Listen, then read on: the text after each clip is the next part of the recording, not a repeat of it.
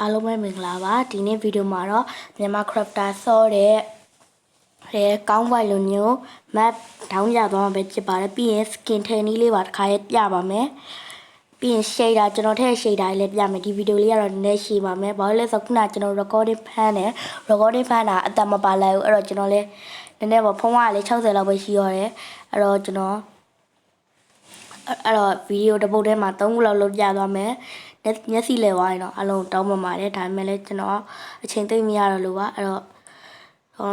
ရေလုံး Play Store ထဲကိုသွားမယ်ကျွန်တော်ကတော့ download ဆွဲပြီးသားပါ Play Store ထဲသွားပြီးလို့ရှိရင်MINEMAP mind map လို့ရရှာလိုက်ပါပြီးရတဲ့ဒီဘောက map for Minecraft PE ဆိုတာလေးကို download ဆွဲပြီးလိုက်ပါ download ဆွဲပြီးရတဲ့ IF ထဲကိုဝင်လိုက်ပါနည်းနည်းကြောင်စားရတယ်ဟောစာမေးပါရင် WILD YWEST West West လို့ရရှာလိုက်ပါပြီးရတဲ့ဒီအောက်က West ဆိုတာလေးကိုdownload ဆွဲပြီးလိုက်ပါ5 MB လောက်ရှိပါတယ်ကျွန်တော်ကတော့ down ပြီးသွားတဲ့အတွက် play လေးကိုနှိပ်လိုက်ပြရတဲ့ Minecraft patch လေးကိုနှိပ်လိုက်ပါတော့ကျွန်တော်တို့ game ထဲကိုသွားပါမယ်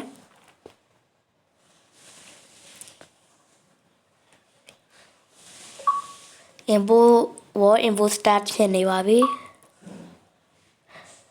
ဟိုက import finish ဖြစ်သွားပြီဆိုရင်တော့ဒီမှာကစားလို့ရပါပြီအဲ့တော့ကျွန်တော်တို့နောက်တစ်ခုသွားမယ်အဲ့တော့ skin ပါ skin အတွက်ကကြတော့ဒီလိုလောက်လိုက်ပြရတဲ့ဒီမှာ HTSKIN လို့ရိုက်လိုက် HTSkin လို့ရိုက်လိုက်ဒီပေါ်လုံးကပေါ်လာမယ်ဒါလေးကို install လုပ်လိုက်ပါပြီး open လေးကိုနှိပ်ပေးလိုက်ပါ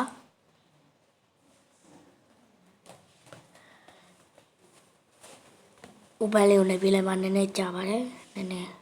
လိုင်းရloading ဖြစ်နေခဏဆောင်ပေးလိုက်ပါ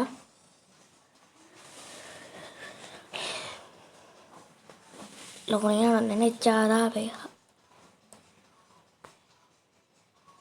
တော့ဒီထဲကပဲ skin နေနဲ့ down ဆော့ပူပါတယ်ကျွန်တော် server ထောင်ပေးထားပါတယ်အဲ့ server ကိုနောက်ဗီဒီယိုတစ်ပုတ်ကြရင်ပြပါမယ်ဟိုကတော့ကျွန်တော် search မှာ Ronaldo လို့ရိုက်လိုက်ပါမယ်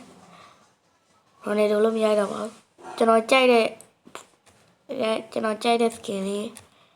နေမှာလို့ပဲရိုက်လိုက်ပါမယ်နေမှာလို့ပဲရိုက်လိုက်ပါမယ်နေမှာ cancel နေမှာဆိုပြီးရလာပါလိမ့်မယ်နေမှာဆိုလို့ရှိရင်တော့ပုံလေးကတော့ skin လေးကတော့အများကြီးပါကျွန်တော်ကတော့နေမှာရဲ့ Sandos ဂျာစီလေးကိုပဲရွေးလိုက်ကောင်းမှာတဝိုက် PSG ဂျာစီလေးပဲရွေးလိုက်တော့မိုက်တယ်ထောင်းတော့ to Minecraft ရိုးထဲကျင်တဲ့နေရာထဲပါကျွန်တော်ကတော့ Minecraft patch ပဲစမ်းပြမှာပဲဖြစ်ပါတယ် import start ဖြစ်နေပါပြီဒီဆက် fuel ဆိုပြီးတော့ပေါ် import skin ဆိုပြီးပေါ်လာလို့ရှိရင် dressing wall room ကိုနှိပ်လိုက်ပါပြီးရတဲ့ဒီအင်ကြီးချိတ်ပုံစံလေးကိုနှိပ်လိုက်ပြီးတော့ဒါလေးကိုနှိပ်လိုက်ပါပြီးရတဲ့ equip ကိုနှိပ်လိုက်ရပါပြီ equip ကိုနှိပ်လိုက်လို့ရှိရင်တော့ဒါကတော့နေမှာပဲဖြစ်ပါတယ်တော့ဒါပြီးသွားရင်နောက်တစ်ခုလာပါမယ်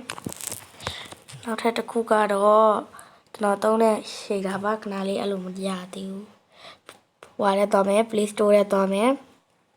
ပြီးတာနဲ့ SHADER လို့ရိုက်လိုက် shader ဒီမှာ shader texture pack for MCPE Minecraft player ထုတ်တဲ့ဟာပါအဲ့ဒါလေးကိုနှိပ်လိုက်ပါနေပြီးတော့လည်းအဲ့ထဲကိုဝင်လိုက်ပါမိကတ်စတာလေးကိုနှိပ်လိုက်ပါကျွန်တော်သုံးတဲ့ shader ရပြပါမယ်ကျွန်တော် full grass ထဲတယ် complementary shader ကတော့မထည့်ပါဘူး